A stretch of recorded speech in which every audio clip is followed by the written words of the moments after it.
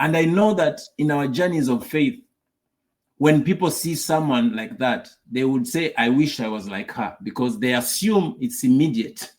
They do not know the background to the 12 years, the suffering, the shame that this lady went through, but still held on to the understanding that one day it will be well. And we all have our different issues of blood. They may not necessarily be blood, as in the flowing of blood. It may not necessarily be the outright shame and the rejection that we feel like this lady was rejected. We know that anyone who had such an issue was rejected by society, especially being a lady. But the faith that arose in her, for which miracle we read now, 2,000 and more years after, is the faith that we are asked in these days and time, because we have great opportunity. I keep telling people back home that instead of lamenting, we should go to the throne and ask God for what he wants us to do. Because in my country and in Africa generally, we have many problems. And I know even in Northern America, the same problems or similar problems may be there. But the question and the issue is that our God is the same yesterday, today, and forever. He still does those same miracles even today. He still parts the Red Sea. It may not be the physical Red Sea, but there are situations that are as big and as difficult as crossing the Red Sea.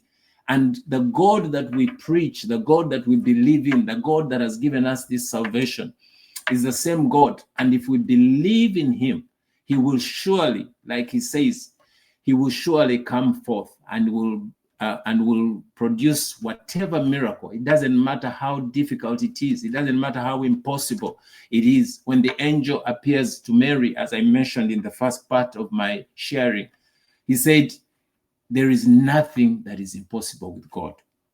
And that's the same God that we believe in and that we walk in as Christians. We walk with. So we are sharing from a topic of faith that moves and changes our destiny. Your faith is the key to your destiny. We always need to pray and walk in the belief and understanding that our God hears. I know that many a times, including myself, because of our understanding of time and the situation and the circumstances, we at times get a little bit nervous and in despair, especially when things don't move within the time frame.